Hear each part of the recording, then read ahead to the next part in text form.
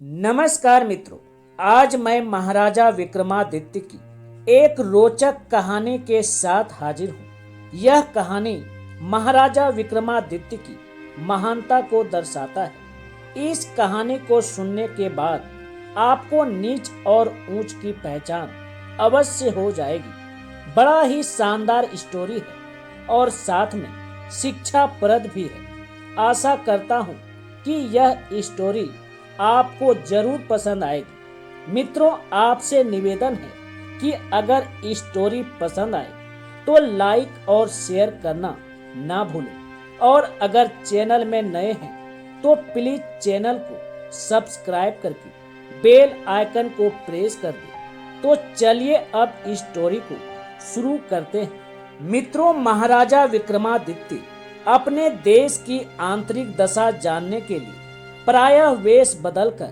पैदल घूमा करते थे। एक दिन घूमते घूमते वे एक नगर में पहुंचे। वहां का रास्ता उन्हें मालूम न था। राजा रास्ता पूछने के लिए किसी व्यक्ति की तलाश में आगे बढ़े। आगे उन्हें एक हवलदार सरकारी वर्दी में दिखाई दिया। राजा उसके पास गए और विनम्रता पूर्वक उनसे पूछा, महाशय, अमुक स्थान जाने का रास्ता किधर से है? कृपया बताइए। हवलदार ने अकड़ कर कहा, मूर्ख, तू देखता नहीं मैं हाकिम हूँ। मेरा काम रास्ता बताना नहीं है। चल हट, किसी दूसरे से पूछ। राजा ने नम्रता से पूछा, महोदय, यदि सरकारी आदमी भी किसी यात्री को रास्ता बता दे तो कोई हर्ज तो नहीं है।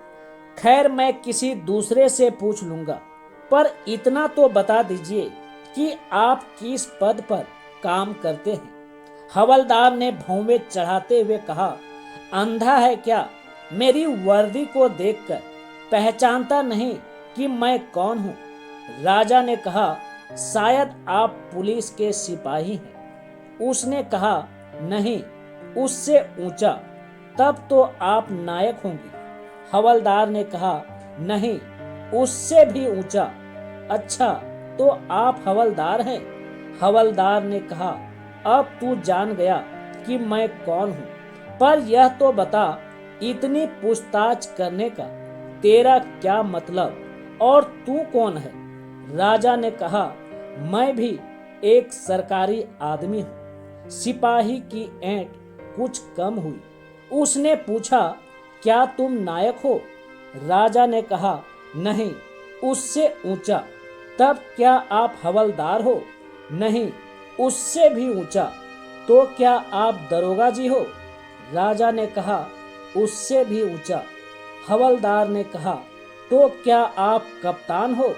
राजा ने कहा, नहीं, उससे भी ऊंचा। क्या सूबेदार जी हो? नहीं, उससे भी ऊंचा। अब तो हवलदार घबराने लगा। उसने कहा, तब तो आप मंत्री जी हैं। राजा ने कहा, भाई, बस एक सीढ़ी और बाकी रह गई है। सिपाही ने गौर से देखा तो साधारण पोशाक में महाराजा विक्रमादित्य सामने खड़े। हवलदार के होश उड़ गए। वह गिड़गिड़ाता हुआ राजा के पांव पर गिर पड़ा और बड़ी दीनता से अपने अपराध की माफी मांगने लगा। राजा ने कहा, माफी मांगने की कोई बात नहीं। मैं जानता हूँ, जो जितने नीचे हैं वह उतने ही अकड़ते हैं। जब तुम बड़े बनोगे तो मेरी तरह तुम भी नम्रता का वर्ताव सीख जाओगे।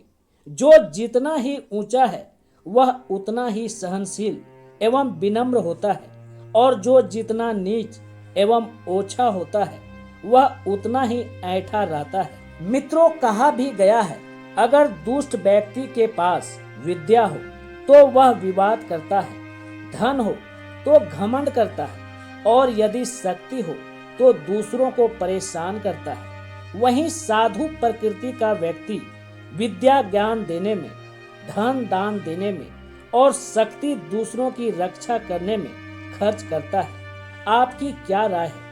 कमेंट करके जरूर बताना। धन्यवाद।